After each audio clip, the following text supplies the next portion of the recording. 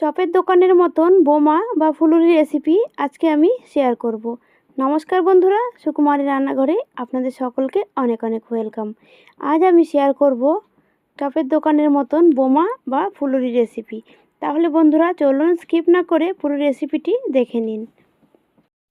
প্রথমে দেখুন আমি একটা বাটির ওপর একটা চালনি বসিয়ে দিয়েছি। তারপরে ওর মধ্যে দিয়ে দিলাম 1 বাটি বেসন।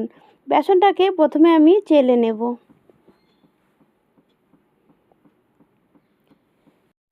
বেসনটা যদি চেলে নেওয়া হয় তাহলে এর মধ্যে ময়লা থাকলে সেটাও বেরিয়ে যাবে আর রেসিপিটা কিন্তু খুব ভালো হবে।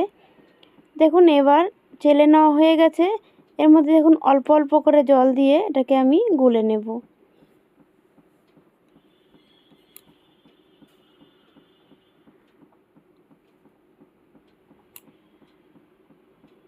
এটা কিন্তু ডো হবে না, একটা ব্যাটারের মতন, খুব পাতলাও না আবার খুব ঘনও না। জল দিয়ে আমি খুব ভালোভাবে গুলে নিয়েছি। এবার এটাকে খুব ভালোভাবে ফেটিয়ে নিতে হবে যতক্ষণ না বেসনের কালারটা চেঞ্জ হয়ে আসছে।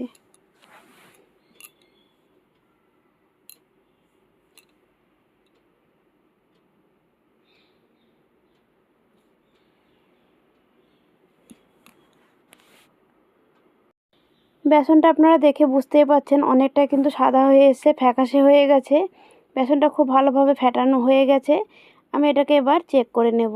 দেখুন একটা বাটিতে জল নিয়ে নিয়েছি। জলের মধ্যে আমি এবার অল্প একটু বেসন দিয়ে দেখে নিলাম। দেখুন দেওয়া মাত্রই কিন্তু বেসনটা জলে ভেসে উঠেছে। ভেসে ওঠা মানে কিন্তু বেসনটা পুরোপুরি রেডি আছে। এবার আমি দিয়ে দিলাম স্বাদ মতো নুন আর 1/2 চামচ পরিমাণে বেকিং সোডা। এবার দিয়ে দেব আমি হিং, সামান্য পরিমাণে আমি এখানে হিং দিয়ে দিলাম।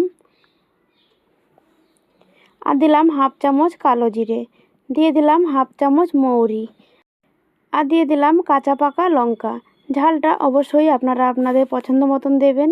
এখানে কিন্তু একটা কথা বলে রাখি, হিংটা কিন্তু দিতে হবে, তাহলে চপের দোকানে সেই স্বাদটা কিন্তু পাওয়া যাবে না। মশলাগুলো দেওয়ার পরে আবারও আমি ভালোভাবে মাখিয়ে নিলাম।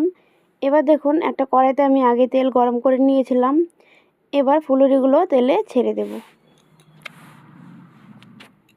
ফুলুরি যেমন বড় সাইজের হয় ঠিক সেরকম করে দিয়ে দেব। আপনারা চাইলে কিন্তু ছোটও করতে পারেন, কিন্তু ফুলুরি চপের দোকানে যে ফুলুরি হয় একটু বড় বড় সাইজের হয়, তাহলে দেখতেও ভালো লাগে। দেখুন দেওয়া মাত্রই কিন্তু ফুলুরিগুলো নিজে নিজে উল্টিয়ে যাচ্ছে। 4-5টা ফুলুরি আমি প্রথমে দিয়ে দিলাম। এবার দেখুন এক পিঠ হালকা লালচে হয়ে এসে একটু উল্টিয়ে দিলাম। একটু পর পর ফুলুরিগুলো উল্টিয়ে দেব।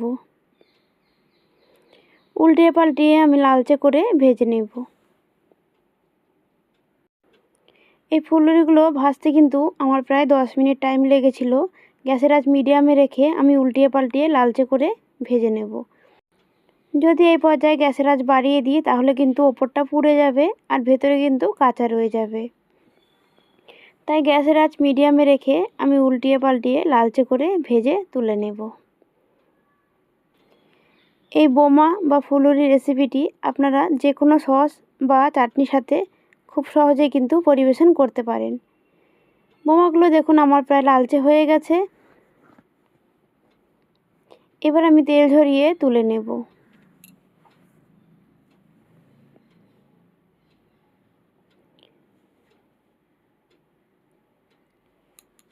তুলে কিন্তু আমি একটা খবরের কাগজের উপর রাখবো, তাকে যে এক্সট্রা তেলটা থাকে ওইটা টেনে নেয়।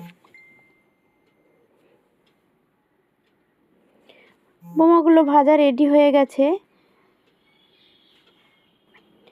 এবার আমি 2টো কাঁচা লঙ্কা দিয়ে সাজিয়ে দিলাম আর ওপর থেকে দিয়ে দেবো এবার আমি বিট লবণ।